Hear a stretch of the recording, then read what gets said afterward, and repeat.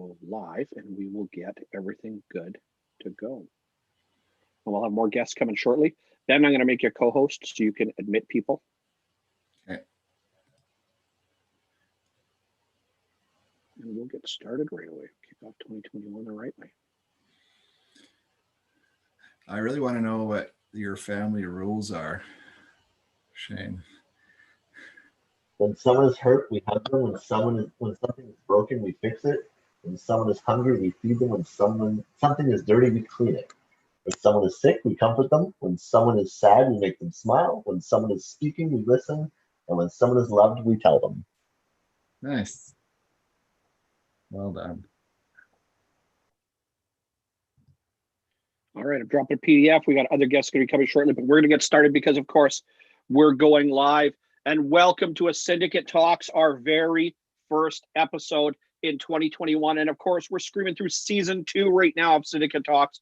And I am your host, Mitch Kamich, the savage in business, founder and impresario of Cyndicate itself. So a little window for you very quickly. What is Cyndicate? Syndicate is a tribe, an organization, a body, a collection, a business family of entrepreneurs, creators, innovators, and of course, business leaders who want to be able to work together, grow, leverage the resources around them, meaning other business owners, their peers, and become better because of it. Syndicate Talks was the idea we had with the advent of the pandemic in the spring of 2020, because one of the areas that most business owners struggle with overall is, of course, resources, education, and information. Now, inside of Syndicate itself, we get that. Why? Because everybody has something to contribute to the middle. The accountants, bookkeepers, lawyers, business partners, IT professionals, etc., that are all inside of Syndicate, of course, help each other out. We work amongst each other. But that's not enough for the marketplace overall. So we wanted to be able to bring education to the masses, to the business owners that are out there and available in the world, and give it to them for free. Because amongst us in the 21st century, education is no longer at a premium. It is at your fingertips. And in fact, thanks to this thing, and it doesn't matter what kind of device it is, at no point in time in history are you better able to get your hands on resources, education, and information faster than right now. So we wanted to make sure to give it to you. Now, in 2021 and 11 months into a pandemic, because of course I'm recording this in the middle of January of 2021, we've heard an awful lot of language for the last little while about side hustles, about the side gig, about the gig economy. Well, the gig economy is not new. In fact, the gig economy has been around for decades. In fact, the gig economy has probably been around for centuries or millennia. But the gig economy for, let's say, our parents, anybody in their late 50s, 60s, and 70s, and in North America would include things like construction sites, where you could walk on site and get day work for day labor. In other words, you could show up and there used to be ads. If you remember, a newspaper would have job ads and classified ads in the back, and someone would say, hey, paid daily, work daily, et cetera, et cetera. So because of that, we would find that the gig economy was alive and well. In fact, if I was short on work, if I was looking for work, if I was trying to leverage work, information, education, et cetera, I could do so by merely picking up the newspaper, going to the classified ads at the back end, and finding a job, finding work, finding help, support, et cetera. But in the modern world, in the 21st century, the gig economy, once again, I'm going to hold this up for a moment, thanks to this thing here, has started to really spiral, spike, and move. So when we look in 2021, what makes it so prevalent for people in the marketplace, for business owners, or for those that have an entrepreneurial spirit? In other words, you've always thought about working for yourself, but you've never decided to do it until now, maybe because job scarcity, maybe because jobs have downside, businesses have been struggling, et cetera. Depending on segment and sector, unemployment is 30 or 40%. So maybe you are looking at being underemployed without a job, or part of your job itself is lacking the actual ability to continue to cover what you need. And so we come back to gigs. Businesses are starting at an astonishing rate right now in the middle of the pandemic.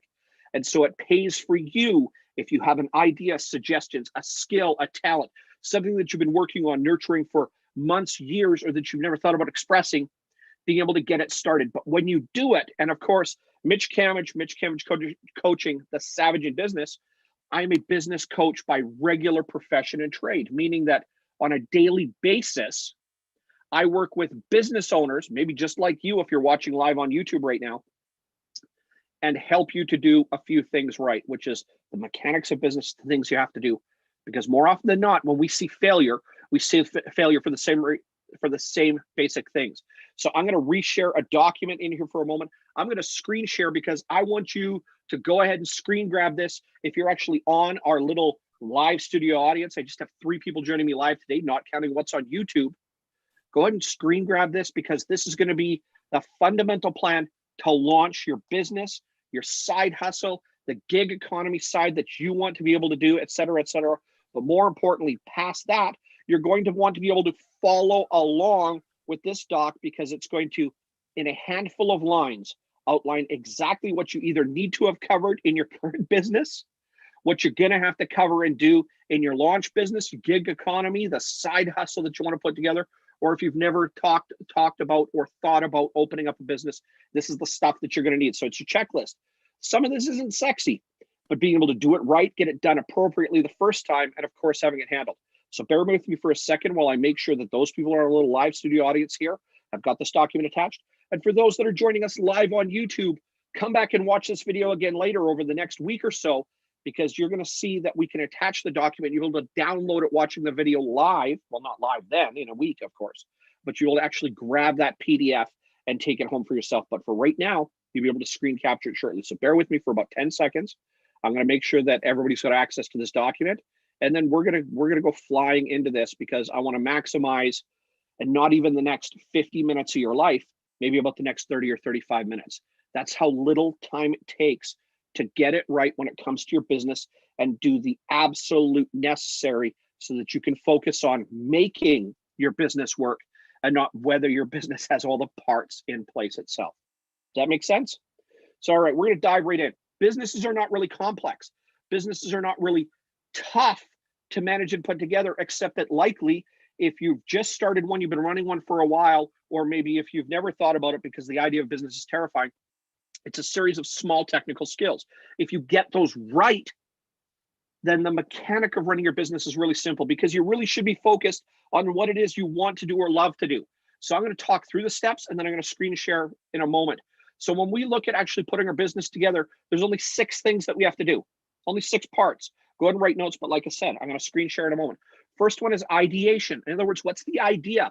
What's the concept? What's the brilliant thought that you've had that makes you say, I've got something unique to offer to the world, something to offer in a way that's very different than maybe what other people are looking at? Or in the instance of a lot of business owners, you got kind of pissed off at the last place you were working and thought to yourself, I can do this better than before.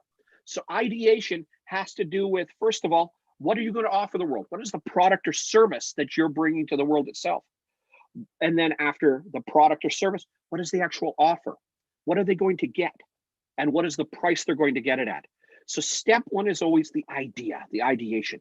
What do I want to do? What can I offer the world? What can I sell them? What can I give them? What can I teach them how to do?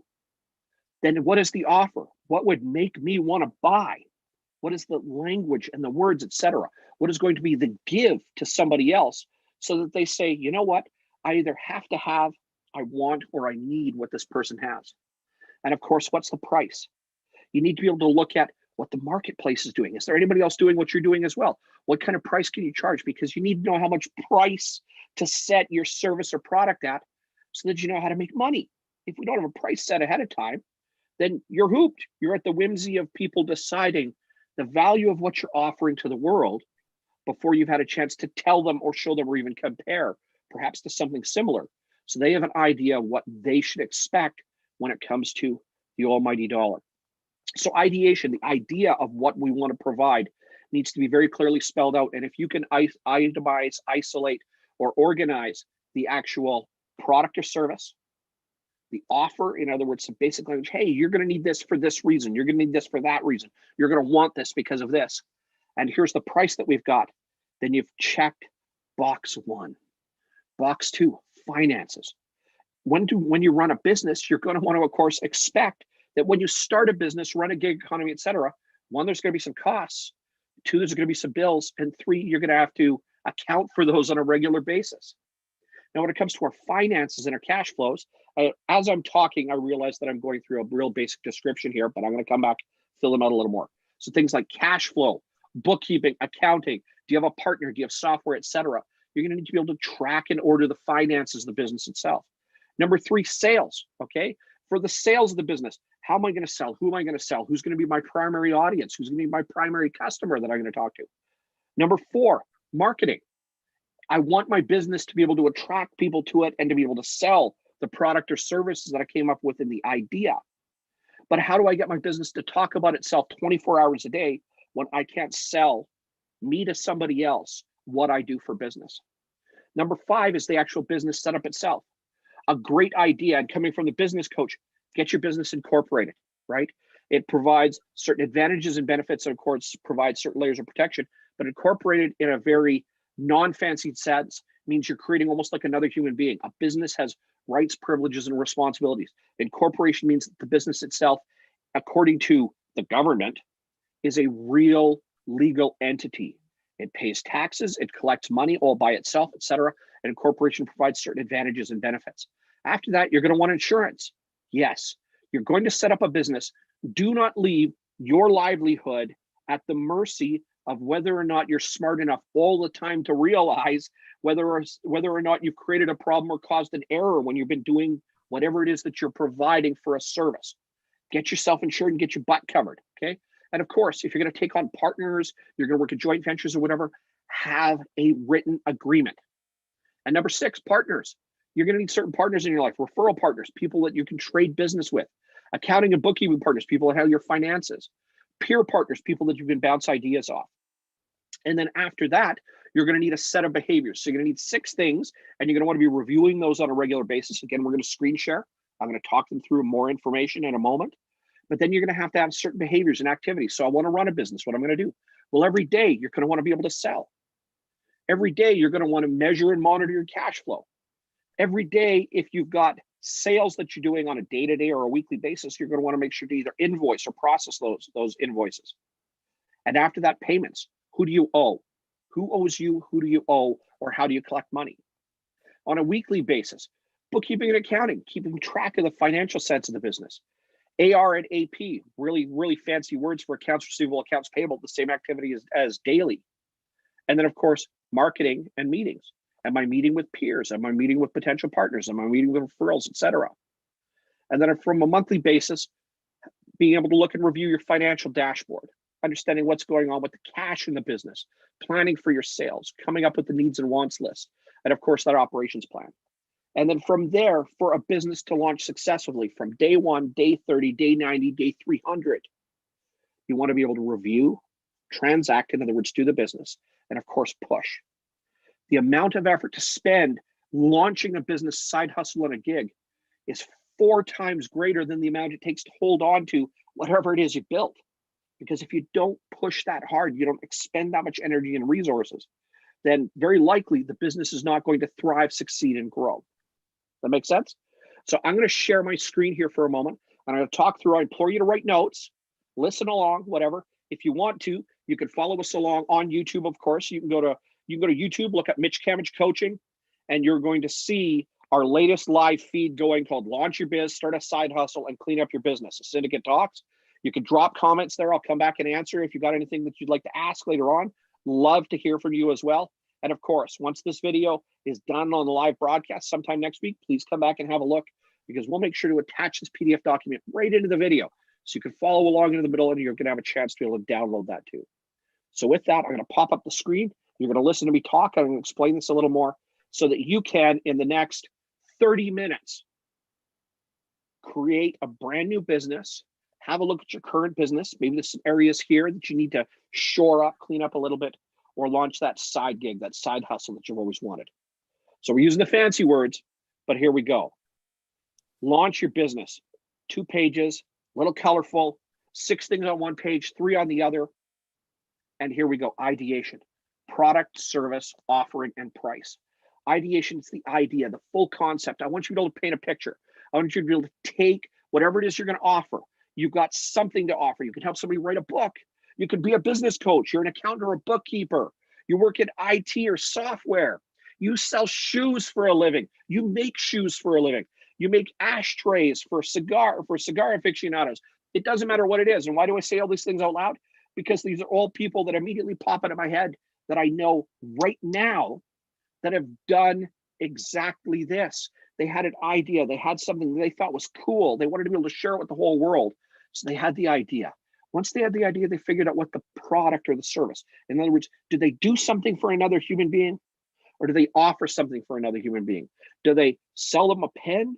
Or do they teach them how to write with the pen? If that's the case, there's my product or service. So you need to write as many of the ideas around your product or service, or as many products or services as you have.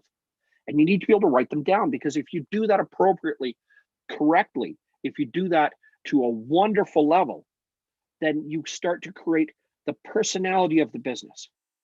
That personality of the business next helps you to create the offer. So if I sell pens, what is the value of this pen? Why is this pen value? What are you going to be able to use it for? What is my offer? Why are people going to want to buy this pen from me when you could order a bucket of pens on Amazon? When, well, you know, in Canada, we can't quite pack up and all go to Staples right now if we really want to for supplies, but you can go buy a bucket of pens there. But if I sell cool pens, what's the offer? What's going to make you say, well, yeah, I got to buy a pen from this guy? What do I offer? Hey, what do I love about this pen? Why do I love this pen? Why would I buy this pen? So thinking about the offer, what we're going to give people, or what they're going to take away, or what makes it valuable, just even to pick up this pen for a moment, it's incredibly important for us to think about before we even ask another human being about, hey, can you give me some money because I'm selling pens for a living? Make sense? And then, of course, price. If I'm going to sell pens, or I'm going to teach you how to write with this pen, I better have a good idea on the price. How much am I going to charge for this pen? Or how much am I going to charge to teach you how to write with the pen and the things that you can write with that pen? Is there anybody else that writes with a pen? Is there anybody else that writes with a pen that's exactly like this? What do they charge for selling the pen, or of course for teaching people how to write with just this type of pen?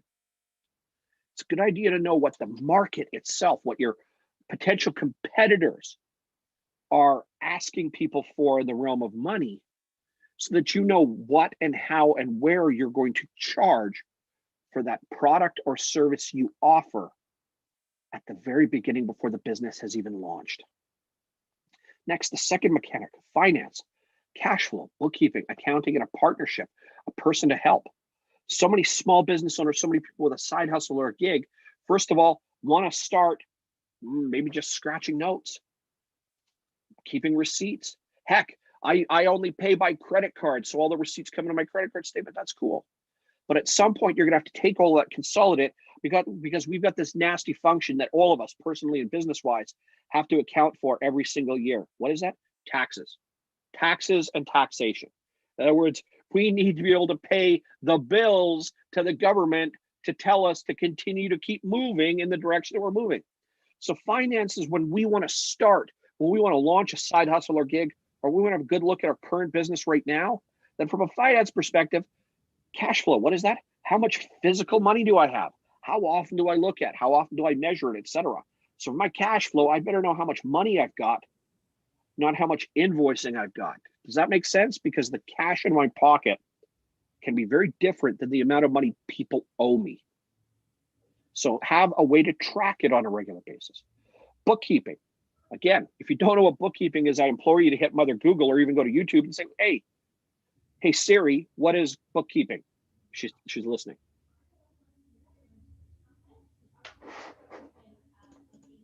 And she just put the answer up on the screen. It's awesome. Siri was being incredibly helpful and answering what bookkeeping is for me. So in your case, if you got an Android, then you can ask Google. It's okay. Or if you got an Alexa at home, you can ask Alexa. Here, let me screw with everybody who's listening live right now on YouTube. Hey, Alexa, what's bookkeeping? God, I hope somebody's got their computer right near their Alexa. That'd be badass if Alexa's kicking up bookkeeping answers. Hey, Alexa, set alarm for 3 a.m. with horror noises. There we go. You guys are welcome, right? But for us, from a finance perspective, and I just got it in the chat. Thanks, Mitch. 3 devices just went off. Brilliant. Love it. Love it, love it, love it. I set off somebody's devices at home. You're welcome. Anyway, finance, cash flow. How much cash do I have in the business? How much is coming in on a regular basis? I need to track it because that's part of the health of the business. Bookkeeping. I need to be able to account for all the different transactions financially, bills that I paid, expenses that come out, what I pay for my insurance, my rent, my lease, my car payment, etc. It's all got to be accounted for at some point. So how often and when? What do we use for it? Accounting, that practice that happens one time a year to help put us in the position when it comes to taxes, both from a corporate side and from a personal side, to hopefully maximize that position. So we either save money or the business from a health side is put into the best possible spot, right? And then of course, partners. When it comes to finance, I implore brand new business owners ahead of time to find a bookkeeper and accountant right away. But Mitch, that can be expensive. Yeah, it can. So here's a small statistic while I'm talking about setting up finances in your business, cash flow, bookkeeping, accounting. The average small business owner spends 15 to 16 hours a month handling their own bookkeeping. Now in Canada, the average small business owner makes about $74,000 a year, a well-established middle-of-the-road business, which means that this average small business owner makes about $37 an hour. If you spend 15 hours a month doing your bookkeeping, what does it cost you? Well, let's see, 10 hours at 37 is 370. I take half of that, right? What's half of that? 185. I add that onto the 370. What do I get? $555. So on an average monthly basis, a small business owner spends on themselves handling their bookkeeping, invoicing, etc., over $500. The average bookkeeper working with a small business owner right now in Canada charges an average of $220 a month. The average bookkeeper for a small business spends 2 to 4 hours a month doing the same bookkeeping. So if you want to keep your finger on the pulse of your finances, that's okay, you do you.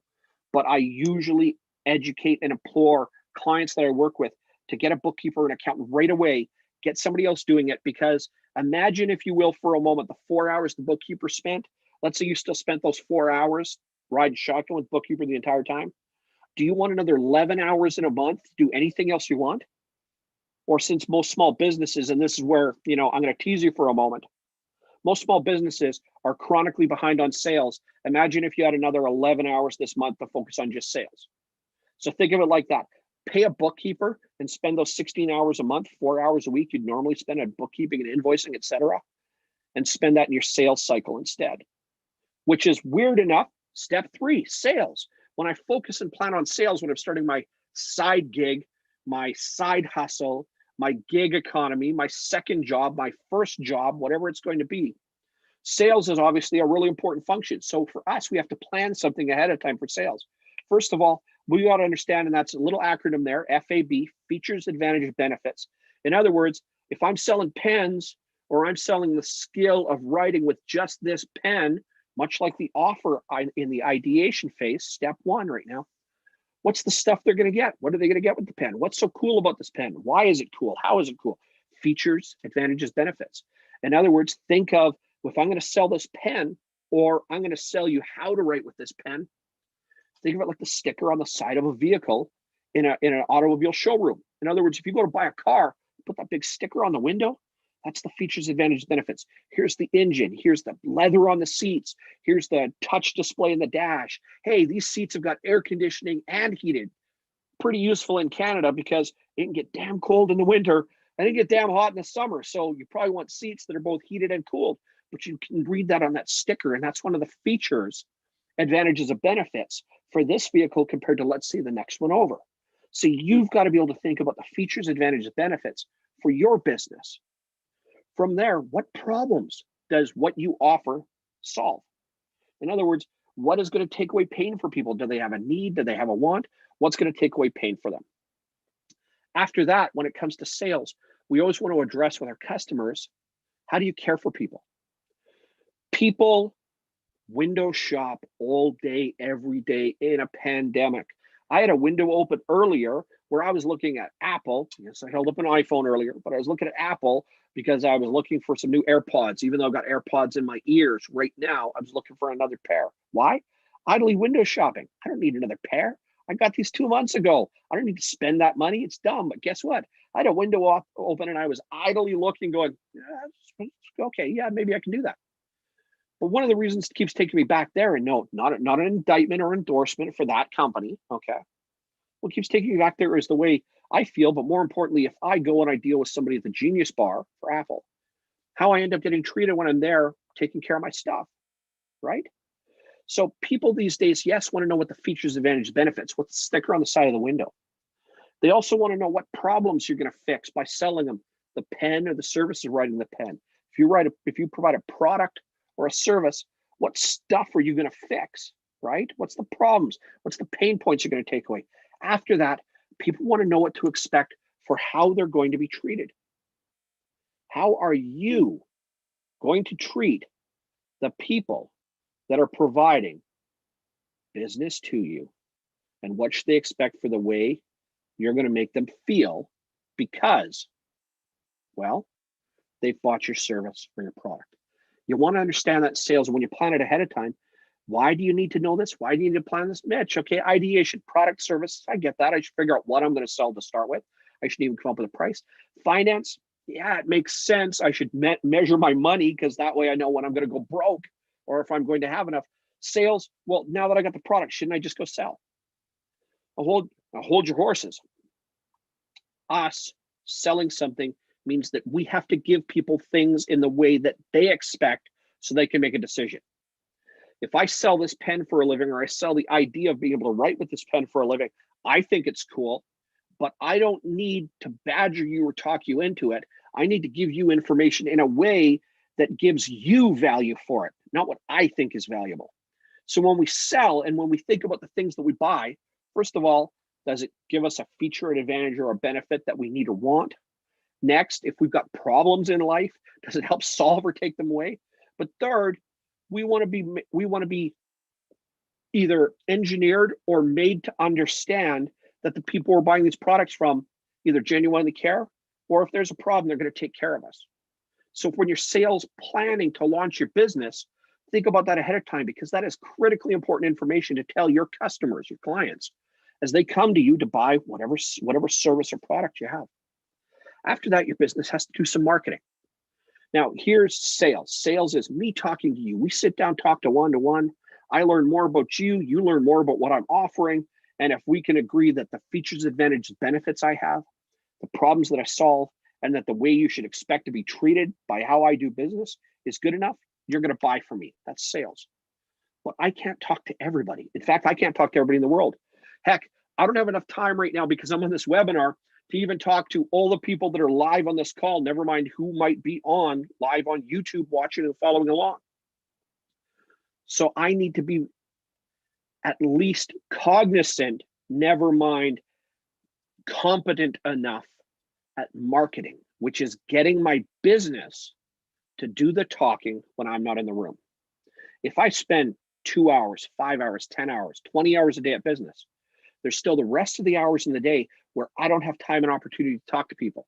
If I don't, then my business is never going to grow more than whatever I can create. So when I'm going to market, when I plan at the beginning, I need to know the who, what. Who am I? What do I offer? Remember, ideation and sales, same basic features and ideas. What's the who, what?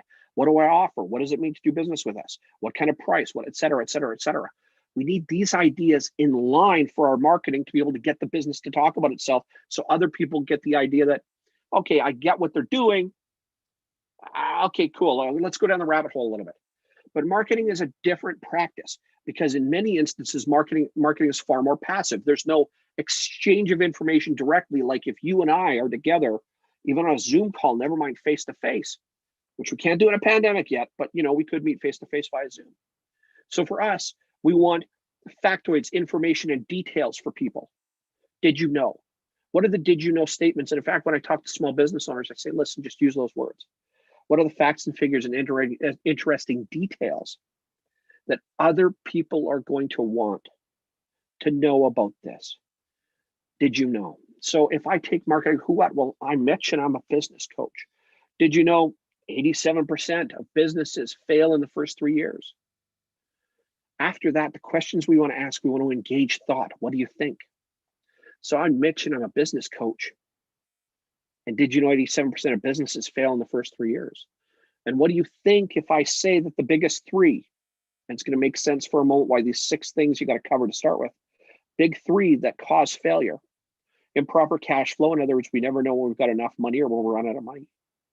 Feast and famine sales cycles means that you start to get really busy, sales is spiking, then you're really busy doing whatever you got to do, and then sales start to drop off, and then you start feeling scrambly, and then sales fall off a cliff, and now you're just trying to cover your bills. Never mind actually make something of your business. And then, of course, a really terrifying part, which isn't listed on here, but it's adding people to your business, hiring, bringing, making sure you got people that are good for the business itself. So what do you think if I tell you the big three are cash flow, accounting sucks in the business, sales is feast or famine, and you can't seem to hire a good human being for love or money because offering both doesn't seem to get you a good employee anyway. And after that, you want to give people inside your marketing actionable steps to take, whether it's reading something, doing something, transacting, buying a pen. So you want to give them a sense of do this, do that.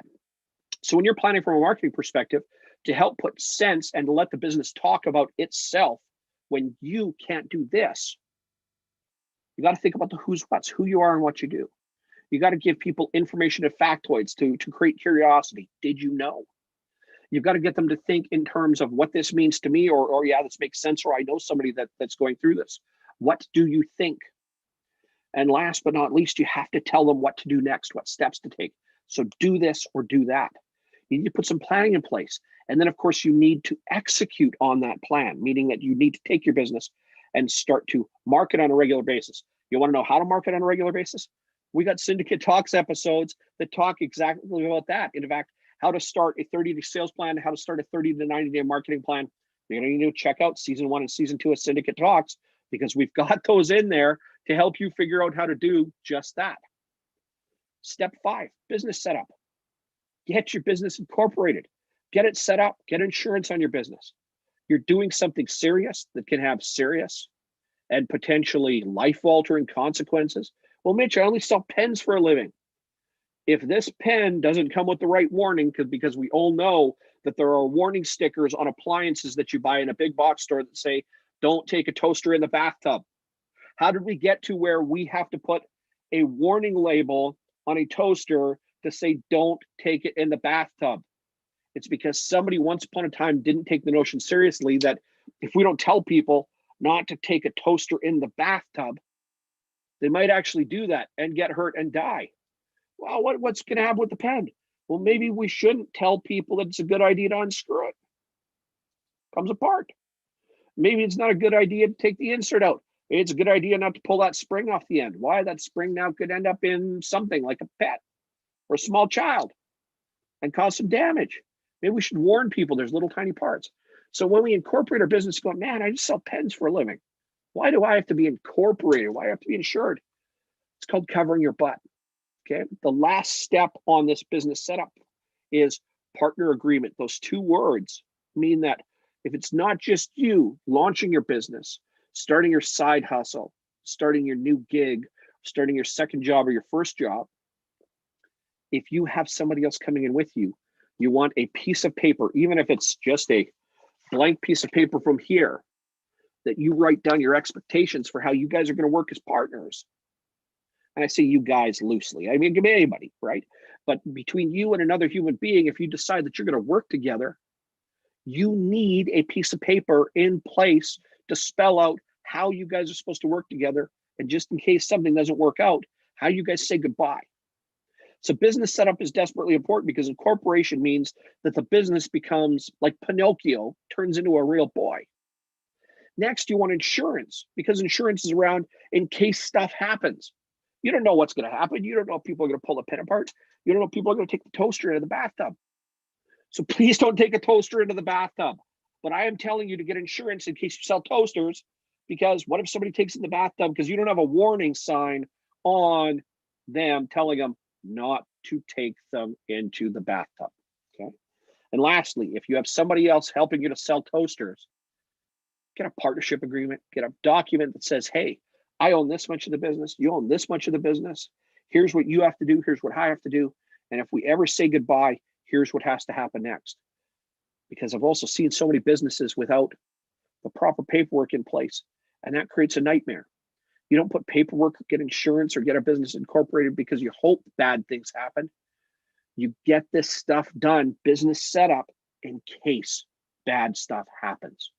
So ideation is the sexy and the cool part. What's the idea? What's the cool thing I'm going to do? What's that price going to be?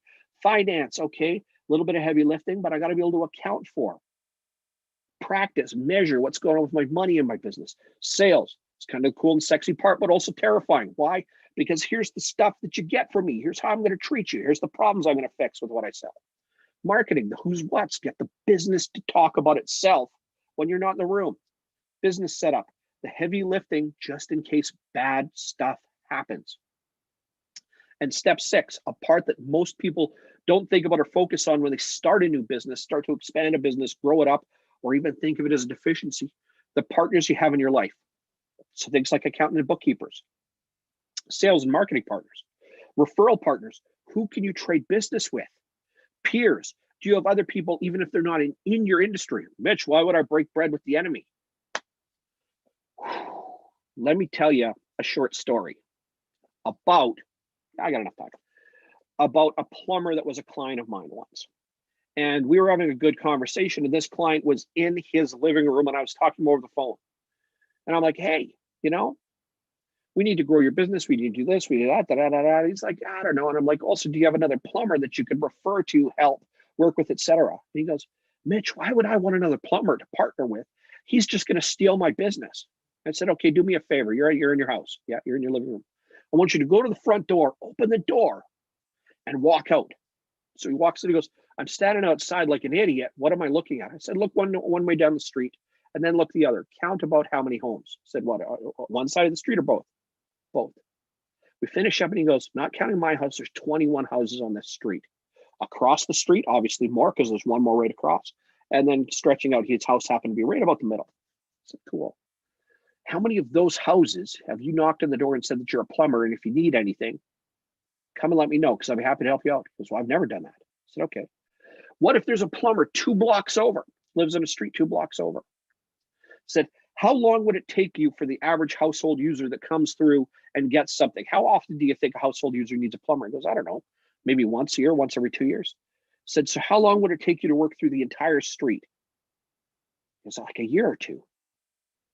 Now, it wouldn't be enough money just with 21 houses. He goes, but a year or two. You know, not every house is going to need me all the time. I said, okay.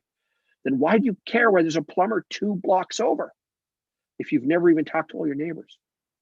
And he goes, huh. I said, what happens if you're on vacation, or if you're busy in house number 1 and house number 5 has an immediate issue?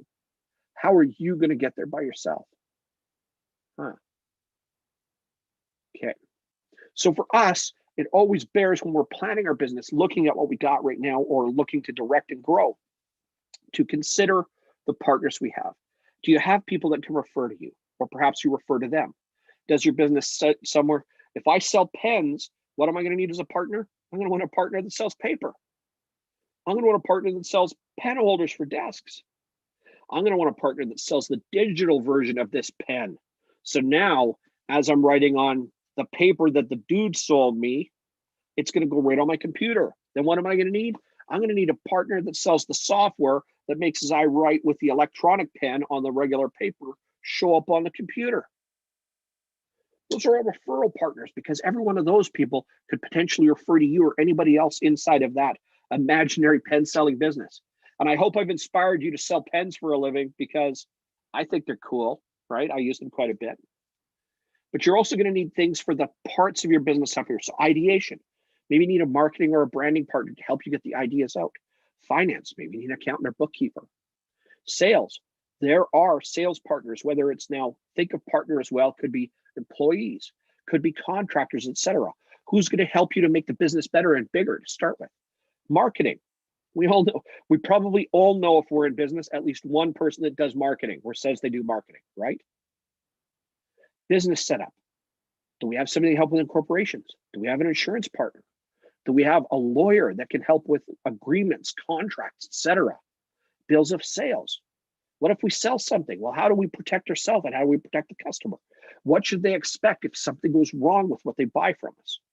These only to be things that are considered. So partners, we need those people that can satisfy some of those professional bits and pieces. And then, of course, peers. Business owners that surround themselves with the right proximity. Fancy word for a collection of people with a shared idea, right? Or are willing to share some resources, share some thoughts, or even just help each other out. Predictively enjoy more success with more longevity inside of their business than people that do it alone. Corey, thank you very much, brother. It was great for you to come and join us. Thanks for popping up that chat. I know you and I will talk again here right away. Have a great day, brother. As always, good to see you and hear you, even though it was just your icon on the live studio audience. So have a great day, Corey. Thank you very much. And yeah, I dropped that in the middle of the live version. I'm okay with that. My boy Corey Poirier is one of the top TEDx and Blues Talk coaches in the world. In fact, he founded Blue Talks. So you need to go check him out if you just don't like listening to TEDx, because the man's brilliant. He's a good friend of mine, and when we've been doing business for years. So Corey, thank you very much for joining me in my tiny little live studio audience today. So for back to partners, Corey Poirier is a partner of mine. We trade ideas and suggestions. We're peers. We refer business to each other, etc. That man came here just to wave the flag and support. He knows what Mitch does. He knows what Mitch talks about for a living, but he still came here to provide support. We need those people around us to make our businesses more successful. So if you can get the idea right for your business and put enough thought and effort into it, you can get the finance to make sense. You can measure what's going on with money in your business so you can make really good decisions. If you can plan effectively for sales, then the likelihood of your business starting to at least grow or succeed increases. If you can get your business to talk about itself when you're not in the room marketing, then you're going to get there. If you set it up the right way to start with, it reduces risk. It means less of your life potentially can be harmed because of it. Because you got a personal life, you got a family, you got a home, these other things. Just the act of incorporating, getting insurance, and if you got partners, having partner agreements in place can help reduce risk, move it away from you. And then, of course, surround yourself with good partners. If you just take these 6 steps and you write ideation at the top of the page and start writing, what product or what service can I write?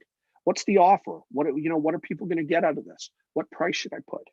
And then you go to another page, finance, cash flow. So I got to measure my cash. Bookkeeping. So I got to record this stuff on a weekly basis, a monthly basis. Accounting. Well, when do I file my taxes, etc.? Am I going to use a partner for that? Sales. What's the sticker on the window of the proverbial vehicle in my showroom? So what's the features, advantage, benefits? What problems are going to get solved?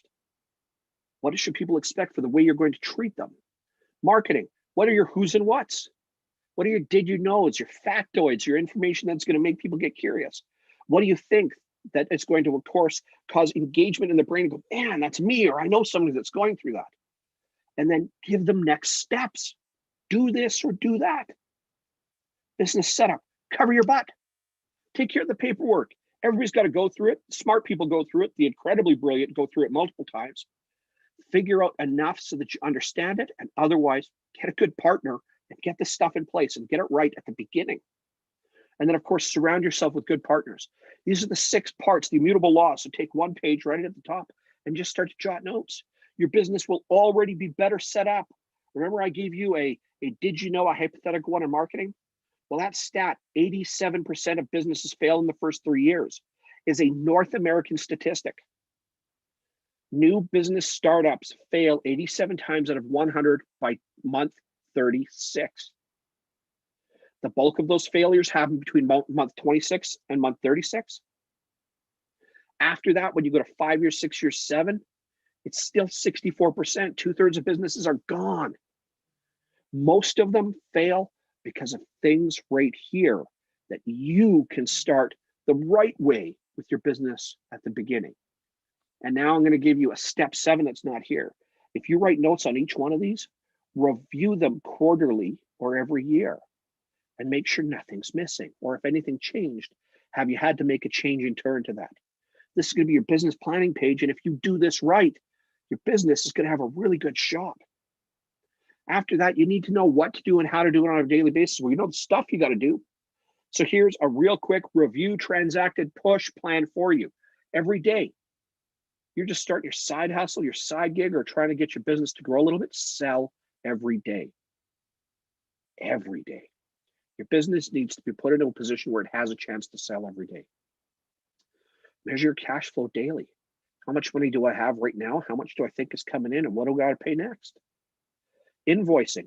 If you don't sell transactions, in other words, I sell pens online, and so you got to pay me immediately when you buy a pen.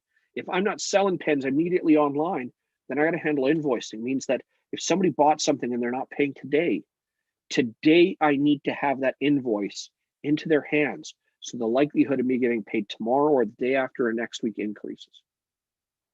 And then, of course, payments. What stuff is coming up that I got to pay? You don't leave stuff to the end of the month.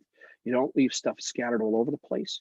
Have a good sense right now. Maybe you don't have to pay it today, but having a mind for when stuff is going to take money away from you is incredibly important. On a weekly basis, if you've decided you're not going to do it yourself, and yeah, there's a little typo in here, so don't worry. I'm going to reshare that when I share the document into YouTube. We'll have that little 7 in between AR and AP changed into the ampersand, the and sign. So I'm sure I'll get commentary on that as well. Weekly activity.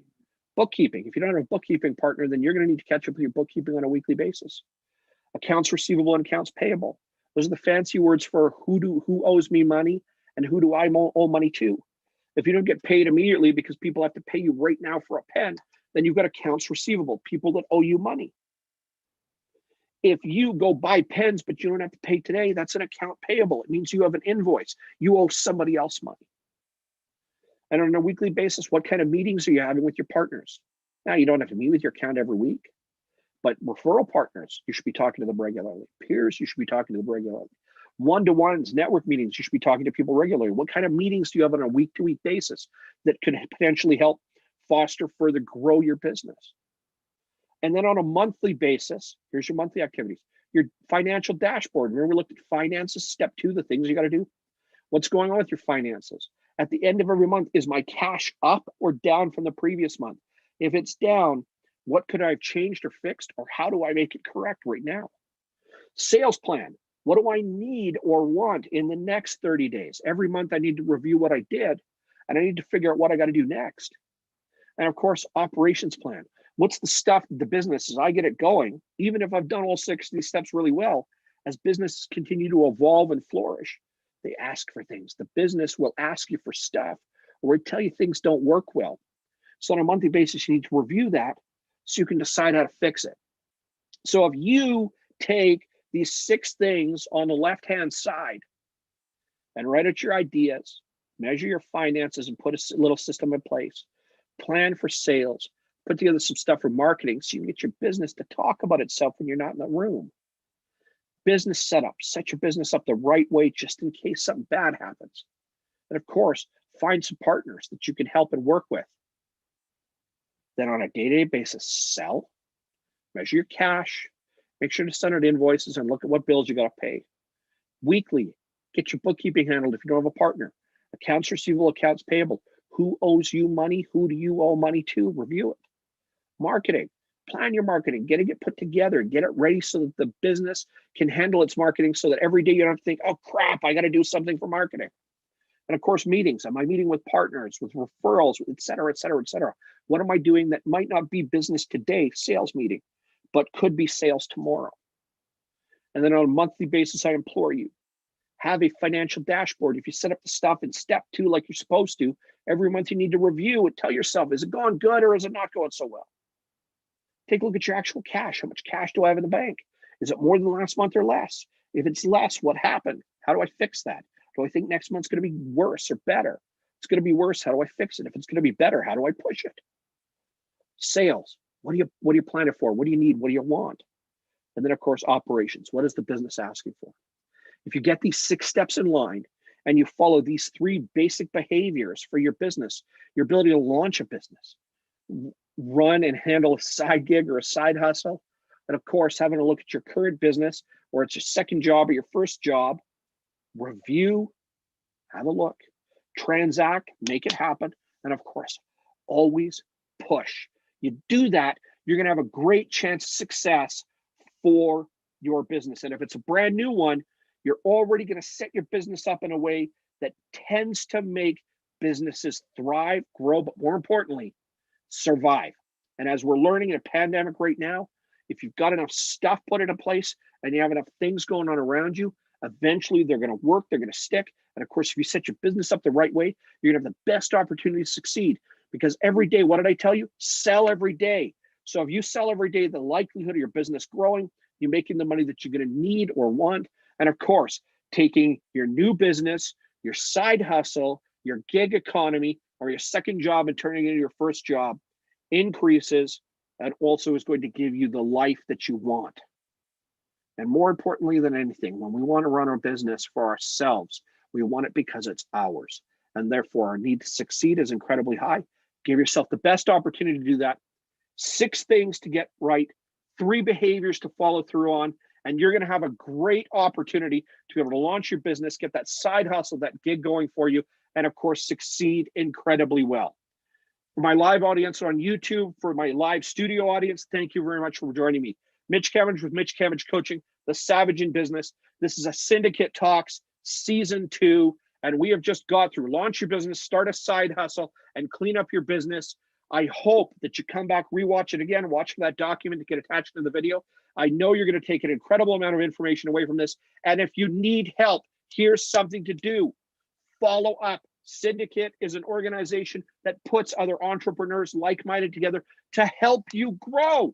And if that's not enough, you can even find a business coach. In fact, this business coach that will help you, whether you need to start your business like this, whether you want to grow your business, the one that you've got right now, or whether you need to make something work that hasn't worked before.